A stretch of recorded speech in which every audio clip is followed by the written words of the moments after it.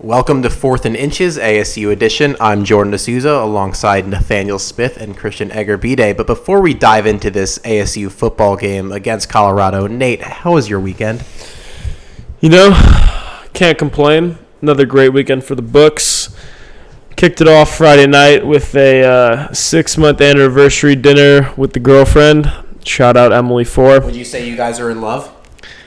Yes, Jordan. Yes, I would say that we are in love. Okay, Nate, that's a little inappropriate to be saying on this podcast. Let's keep our personal lives out of it, if we could. Hey, man, you asked the question. I just provide the answers. Yeah. Anyways, we went to a little Italian place, 5 stars according to Google and Yelp reviews. Was very good. Good time. Rest of the weekend, just kind of kick back, watch some college football, watch some professional football, watched ASU get pounded. So overall, pretty good weekend. Christian, how about yourself? God, I got to tell you, Jordan, it was a great weekend for me. Busted out about, call it around 18 or 20 hours of Madden here at the Nate and Jordan Palace here at Roosevelt Point. Just downloaded Madden 17 to the old Xbox, so was going off on that, playing my franchise. Also got to watch some good football. My Patriots got a W, so absolutely no complaints from this weekend. Looking forward to discussing it with you guys today. Yeah, no complaints from my weekend as well. I was a little sick, so I was a little under the weather. Had a little bit of cold, which one of my friends I think transferred onto me. But positive, I did get a lot of sleep. Got to watch a lot of Netflix, in particular The Office. I've restarted watching The Office, along with the new hit HBO show Westworld, which Christian and I have been obsessed with the last few days. So we both would highly recommend you guys watch that show. So we had a real disappointing outing from our Sun Devils this weekend with a 40-16 loss to the Colorado Buffaloes. We did expect them to lose, but I don't really think by this much. It's just really hard to pinpoint where our number one struggle is. I mean, the defense was bad, the offense was bad. Pretty much everything about this game in terms of what we did was bad. Nate, I mean, you look at Manny Wilkins. You were never really a big Manny Wilkins guy heading into this year. So what do you think we should do at the quarterback position? Well, basically, ESPN should just hire me right now because I said from the beginning that Wilkins is not the answer. And so far, all he does is prove me right. Got a little stat line for the listeners. 13 completions out of 35 pass attempts. I'm no math major, but that's pathetic. Are you kidding me, Manny? This is a starting quarterback of a Pac-12 Division I football team who's completing 13 passes out of 35. Unreal. Anyways, 149 yards, 1 touchdown, 1 pick. The problem is I don't even know if the 13 completions is the worst part. His QBR, 6.7. Not even 8 or 9. Close to 10, which would be also atrocious. 6.7. I mean, just an awful display. Yes, this is a very good Colorado defense, one of the best in the Pac-12. But, I mean, it's got to stop. He's got to be benched. We're not going anywhere this year, obviously. We don't have the talent to compete with anyone good. I just don't see a future for Wilkins here at ASU. I know he's a redshirt sophomore, but, I mean, he cannot continue to start. Todd Graham has to put his foot down. This is bad. Do you think the Sun Devils will be better off implementing the Wildcat offense for the rest of the season? I mean, I can't say that would help much because... Well, it would not hurt? It'd probably be about the same, honestly, because if you look at it, you watch Manny Wilkins play, he's a run-first quarterback. He's just an athlete that's playing quarterback. And... this was a very popular phenomenon in college football 15 years ago when you just had a bunch of quarterbacks that were super athletic, could run around a lot, make plays. But in today's world, you have to be an absolutely elite athlete to pull that off, and he's not that. He's a good athlete. He's not elite. So he can't really escape all the defenders as someone, say, like a Lamar Jackson, Louisville's quarterback, can. And Lamar Jackson can actually throw the ball. Clearly, Wilkins is just not fit to be a quarterback. So, I mean, we got to find another answer there. Yeah, I think we're at the point in college football where a quarterback's athleticism isn't really enough to get him by. I mean, you look at all the dual threat quarterbacks in college in the past. I mean, you take a look. You have Lamar Jackson now, Cam Newton, RG3, even Manziel, all those dual threat quarterbacks. Those guys also had strong arms too that could also help them air it out through the field. So that was definitely something that they had going for them. But let's take a look at the Colorado side. Christian, what about the Colorado rushing attack really stood out to you? I mean, geez, Jordan, you just look at the numbers. 219 yards and 3 touchdowns by Philip Lindsay alone. And then also Kyle Evans and Sefo Liafu got into the end zone once apiece also. So 5 rushing touchdowns for this Colorado offense. I mean, I thought it was our pass defense that we really had to worry about and kind of lock down. But then we come out and give up, nearly 300 yards on the ground and 5 touchdowns. That's just unbelievable. Anytime someone's rushing for 300 yards on you, there is a big problem going on. Not to mention, it's not like they didn't pass the ball a little bit. They threw for 265 yards. So, add that up. That's, again, me and Nate both, not big math guys, but that's over 500 yards of total offense, so nearing 600 even. That's just absolutely atrocious. Our defense obviously needs to get better. I thought with Manny Wilkins in there, we'd have the best chance to win, but I don't know, 13 of 35, that is certainly not good at all. He tried to run around a little, do some stuff on the ground. Couldn't really do anything with his legs. But, yeah, overall, I mean, I don't really know if Manny Wilkins, deserves to be benched, if he is or isn't the answer. But I definitely expected this to be a closer game than 40-16. So for our Sun Devils to come out and just kind of, throw a dud of a game out there and play zero defense and drop an important Pac-12 game definitely was disappointing to see. Yeah, I mean, anytime where you get outgained by 300 yards and your quarterback has a rating of 6.7, I think Nate said, you're probably not going to end up winning that game. So we'll just chalk that one up in the loss column. A couple other alarming stats, if it wasn't bad enough already. Christian mentioned Colorado totaled 580 yards of total offense. So this goes beyond the quarterback issue for ASU. I mean, there are just a multitude of holes on this team that need to be addressed. The only one thing I can think of is maybe during the week of practice, the focus on the passing attack of Colorado was so heavy that maybe we just overlooked the rushing game.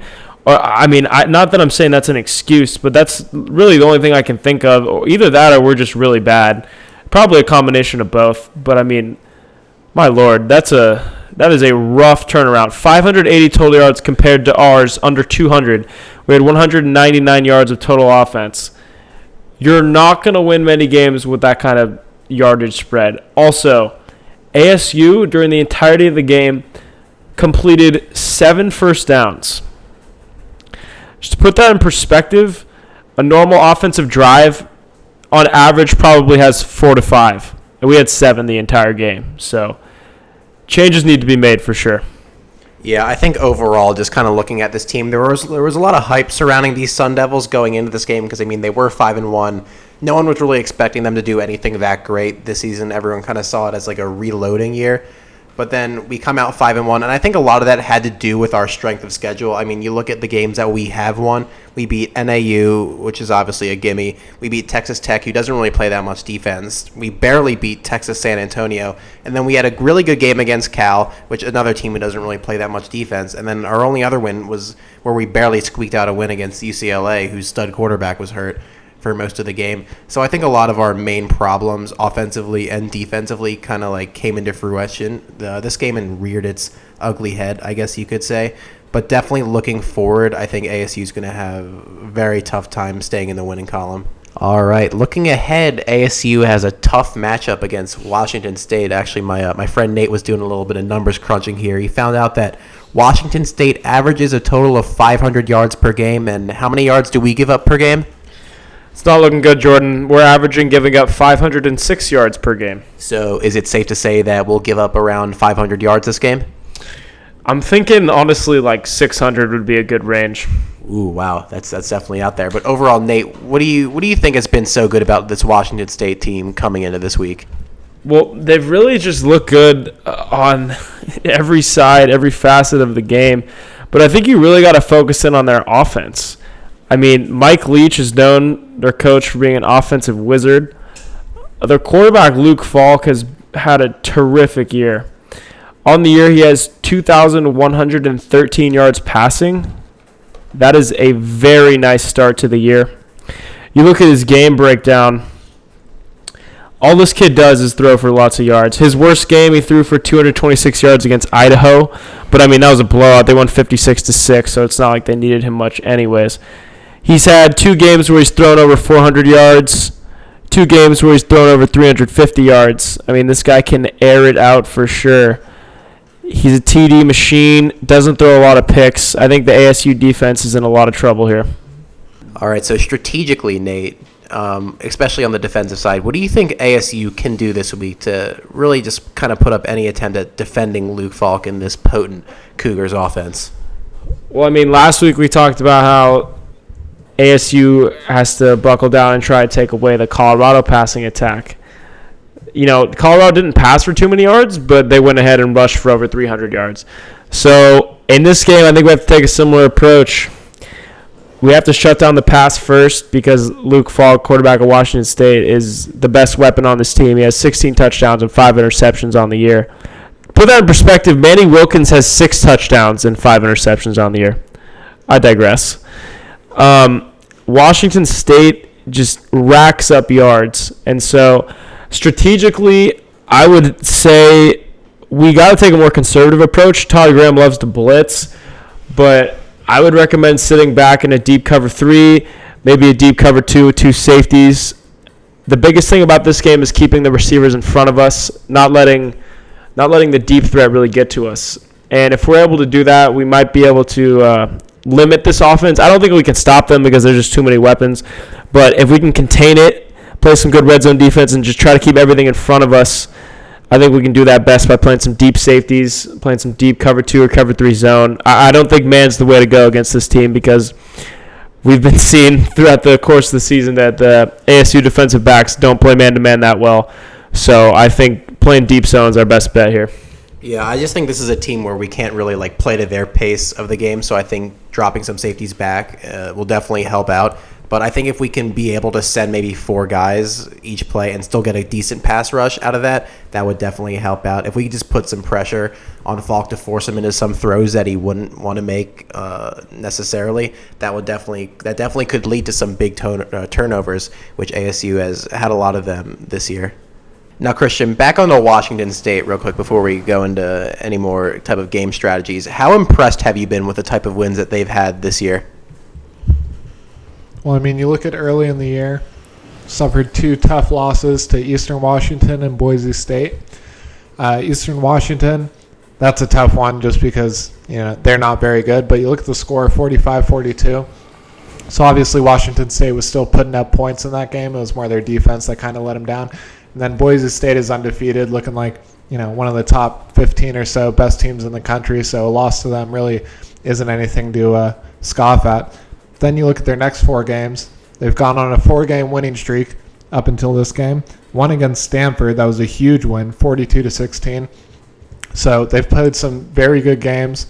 Out of their last 4 games, they've scored over 40 points in 3 of them.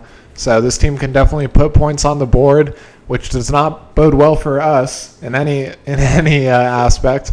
I was looking at Falk's passing stats, and he's thrown for over 2,100 yards this year in 6 games. That's around 350 yards a game. Again, not a big math guy, but 350 yards a game, that's, Madden stats. I don't even do that on my franchise. So this dude's tearing it up in the passing game. We know Mike Leach likes to throw the ball around a lot, and we also know that our passing defense has not been very good at all. So going into this game, just looking at great passing offense versus very poor passing defense, that does not look good for the ASU Sun Devils. Unless, by some miracle we're able to, do a little bit of what Nate said, drop some safeties back, play some cover 2, cover 3, and just try to, keep the passes short and just swarm to the ball once the ball's completed, just kind of keep it in the flats and whatnot. That's the only way I think we'll be able to, shut down this offense. Yeah, I mean, I just think Washington State is a lot better than what people are giving them credit for. I mean, you look at their first two losses, they lost both of those games by 3 points. Not really a math guy here like Christian, but I think that's a total of 6 points. I mean, they're actually 6 points away from being 6-0, and I definitely think they would be ranked at that point. But I just think that not many people are giving Washington State the credit that they deserve at this point, and I think that this game could get very ugly very fast. Yeah, I mean, according to ESPN, which is right about most things, we only have Very credible source. very credible source.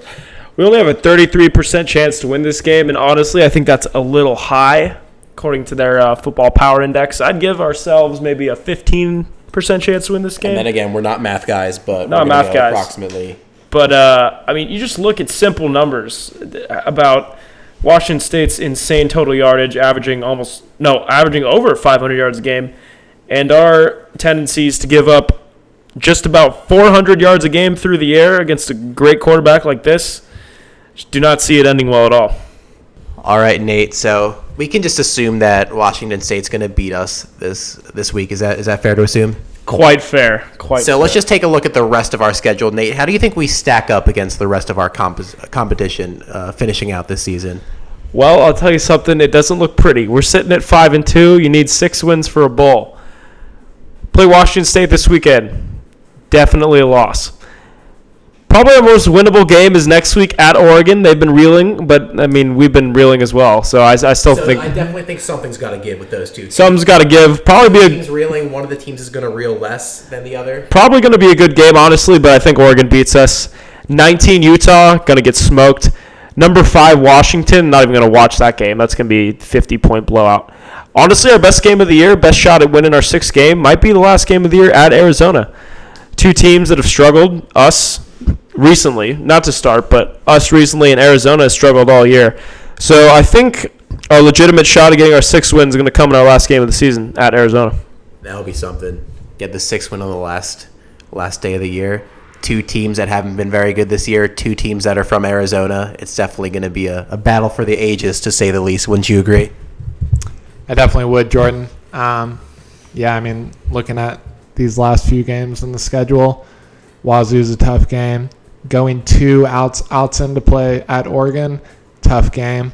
Back at home for Utah, and then a 2-game road trip to finish out the season against Washington, one of the best teams in this division and the country. And then Arizona, I mean, that's a rivalry game against, Arizona. So you never really know what's going to happen with that game. Even if, both teams have had bad years, they'll probably turn it up for that game and play well. So, yeah, I'd have to agree that last one's probably our best chance to get the victory. So, yeah, we're just going to have to hope for that, because it's interesting because, we had this hot start, but if the schedule was flipped, I think that would have been much more what we were expecting out of this season if we would have come out like 1-5 and then maybe got a few late season wins. I think that would have been like much more along the lines of what we were expecting. But just because we had an easy start of the schedule, we kind of got a little hyped early on. Yeah, and I mean, definitely putting up a good fight next week and winning would be very nice, because our tougher part of our schedule is in the near future, but definitely is not really looking good for our Devils. We are a pessimistic group of guys right now talking about ASU. Yeah, I mean, you can call it what it is, and it's pretty much what we're doing. Not playing good football.